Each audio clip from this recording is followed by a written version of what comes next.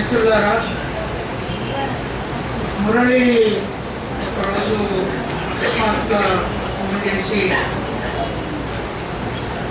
సత్యమూర్తి గారి మొదటి వర్ధంతి జరుగుతున్నది, మేము సభ పెడుతున్నామంటే నాకు చాలా ఆనందం వేసింది. అంటే సత్యమూర్తి గారి సభ, వర్ధంతి సభ ఆయన చనిపోయిన తర్వాత ఒకటి సాంస్కృతిక మిత్రులు సుందరయ్య విజ్ఞాన కేంద్రంలో పెట్టారు. దాని తర్వాత ఆయన రచనల గురించిన చర్చ కొంత జరిగింది. ఆయన జీవిత ఆశయాల గురించి కొంత చర్చ జరిగింది, కానీ జరగాల్సినంత జరగలేదు. సో ఆయనతో నిరంతరంగా చిన్నపిల్లలుగా చేరి పనిచేసిన ఈ టీము ఇవాళ ఒక సంఘాన్ని పెట్టుకొని సత్యమూర్తి ఆలోచనని, నాకు ఇంకా బాగా నచ్చింది ఏంటంటే పూలే అంబేద్కర్ పక్కన సత్యమూర్తిని చేర్చి ఒక ఆశయ సాంస్కృతిక పునాదుల్ని పెంచుకోవడం అనేది చాలా ఆనందదాయకమైన విషయం. నిజానికి అందుకే నాకు ఈరోజు వేరే ప్రోగ్రామ్ ఖచ్చితంగా ఇక్కడికి వస్తానని చెప్పాను. సత్యమూర్తి గారు విప్లవోద్యమంలో ఉన్నది చర్చ రూముకు జరుగుతున్న రోజులవి. అప్పుడు సుధన్ రెడ్డి అని నాకు ఒక మిత్రుడు ఉండేవాడు, ఇప్పుడు సెక్రటేరియట్లో పనిచేసి రిటైర్ అయినట్టున్నాడు. ఆయన ఏ మీటింగ్లో అయినా 2 పాటలు పాడారు. ఒకటి తోటారామని తోడకు పాట, రెండవది నరుడో భాస్కర్. నేను ఇతర పాటలు చాలా వినేది, బండి వెనుక బండి కట్టి లలిత పాడేది. కానీ ఈ పాటల్లో ఎక్కడో అక్కడ మిగతా పాటల్లో లేనటువంటి ఒక గ్రామ జీవన తాత్వికత కనిపించింది. ఈ తాత్వికత అంటే తర్వాత చూసినప్పుడు నేను మొట్టమొదలు తోటారామం తోటకు సుధన్ చాలా బాగా పాడేటోడు. కానీ తర్వాత మేమందరం కలిసి చేరుకునేటప్పుడు నేను కూడా కొంత పాటలు నేర్చుకున్నాను. దాంట్లో వీళ్ళంతా లేచిపోతే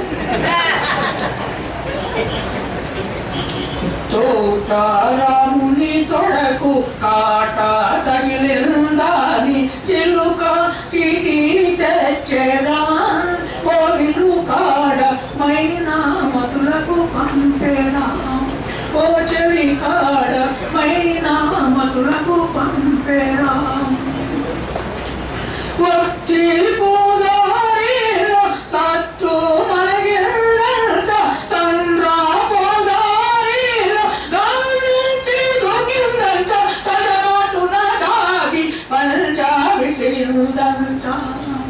తొడరాముని తొడకు కాట తగిలిందంట, కందుక నీరెత్తెరా, ఓ బిలు కాడ నెమలి నాట్యము మానేరా, ఓ చలి కాడ నెమలి నాట్యము మానేరా. జింకాలేడి లేచి కుమిలి, జింకాలేడి కుమిలి కుమిలి వేచాయంట, కారు బర్రె వచ్చి మా ఊరన్నారంట, అరివి గోరంటాకు ఒడలి పోయిందంట, పల్లె తల్లాడిల్లి గొల్లు మన్నాదంట, అడవి అడలి పోయేరా, ఓ విలు కాడ వాగు జల జల ఏడ్చెరా, ఓ చలి కాడ వాగు జల జల ఏడ్చెరా.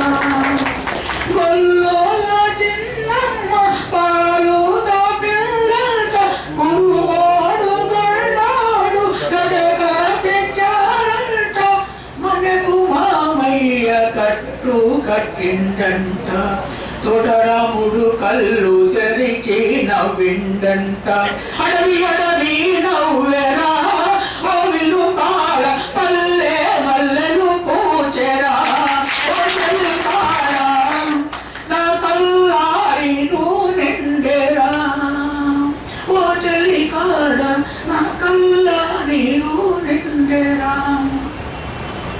ఇది ఇంకా చాలా పెద్ద పాట ఇది. అయితే దీంట్లో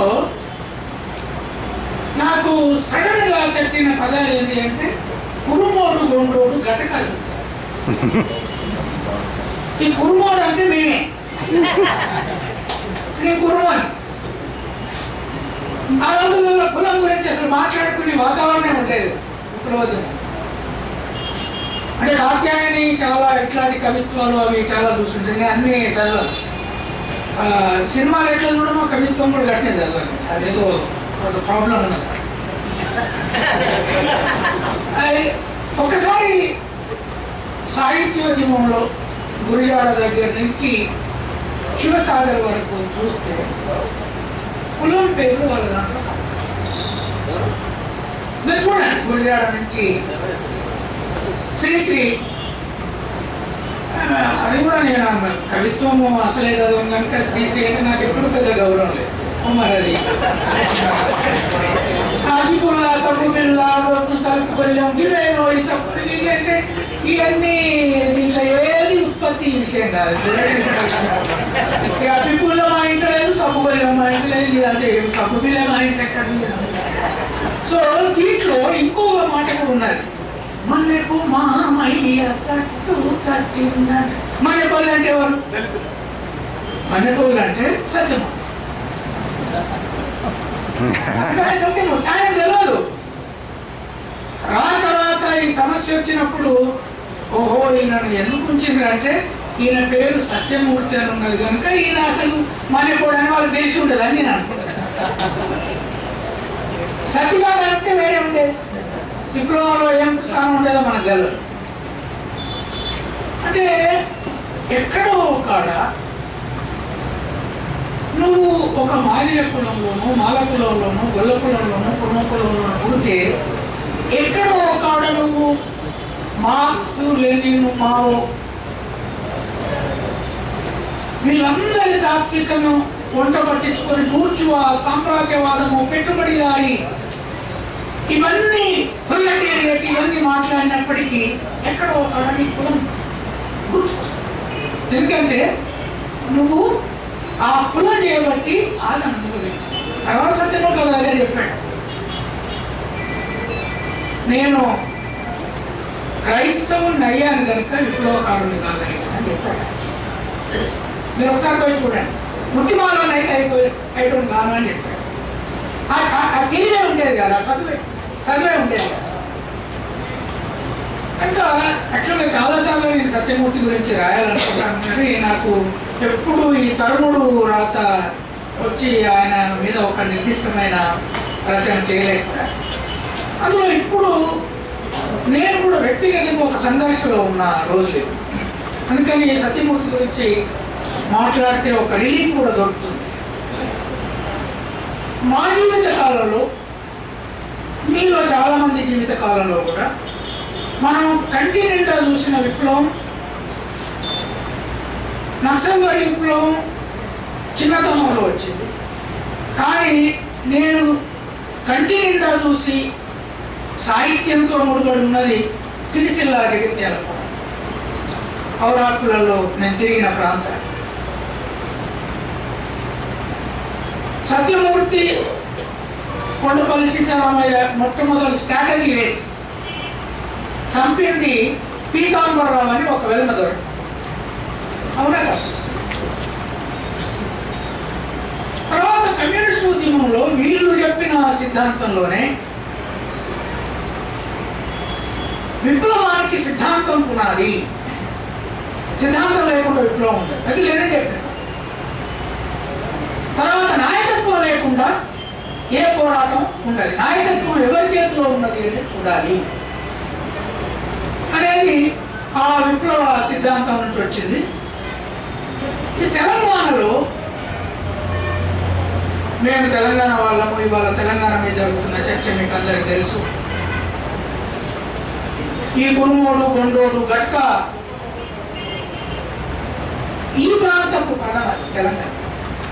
గట్కా అనే పదము కోస్తా జిల్లాలలో ఉంటుంది, సత్యమూర్తి పోయిట్రీలో వచ్చింది. అయితే తెలంగాణ సాయుధ పోరాటం వచ్చింది, ఇక్కడి భూస్వాములవి. ఆ భూస్వామ్య వ్యవస్థను అర్థం చేసుకోవడానికి నేను మిగతా చదువుతో పాటు సుందరయ్య పుస్తకాన్ని, దేవుపల్లి వెంకటేశ్వరరావు పుస్తకాన్ని, నల్ల నరసింహ పుస్తకాన్ని చాలా చదవడానికి ప్రయత్నం చేశాను. తర్వాత ఎక్కడో శ్రీకాకుళం పుట్టింది, కానీ అక్కడ వర్గశత్రు తల నరికి వేయాలి అనే నినాదంలో సత్యమూర్తి రాసిన పాటలు ఉన్నాయి. చిరచ్ఛేదం ఎట్లా చేయాలో చెప్పాడు. అయితే నేను ఎంచుకున్న రాజకీయం ఆనాడు మాది చిరచ్ఛేదం రాజకీయం కాదు, వర్గశత్రు నిర్మూలన కాదు. మాది పీడబ్ల్యూడీ వాళ్ళు మాకు పెట్టిన పేరేంటంటే వాళ్ళది వర్గశత్రు కథం పార్టీ, మాది ఇడ్లీల కథం పార్టీ. నాగిరెడ్డి పార్టీ పేరు ఇడ్లీల కథం పార్టీ. గంటగంటే ఒక కథలు చేసే పార్టీ కాదు మాది. నేను రోజు వేసం సభకు సౌహార్ద ప్రతినిధి పోయినప్పుడు ఆర్ఎస్ పిల్లలకి ఎదురుగా కూర్చొని ఒక చిన్న హోటల్లో ఇడ్లీ తింటుంటే ఇగో ఇడ్లీ కథం పార్టీ ఆయన వచ్చిండు చూడని మాట్లాడుకుంటున్నారు. మేమంటే వాళ్ళకి పెద్ద నవలాట. సో దాంట్లో నేను ఓపీడీఆర్లో పనిచేసేది ఇదంతా జరుగుతున్న రోజులలో ఒక సంఘర్షణ ఇప్పుడు నాలో జరిగేది ఏంటి అంటే, ఈ సంఘర్షణే సత్యమూర్తికి దగ్గర ఉంచిందో లేదో తెలియదు, కానీ ఇప్పుడు ఉన్న వాళ్ళందరికైతే నన్ను దూరం చేసి తెలంగాణ ఏంటంటే, ఆనాడు తెలంగాణ సాయుధ పోరాటం ఈ భూస్వాములకు వ్యతిరేకంగానే చేశారు.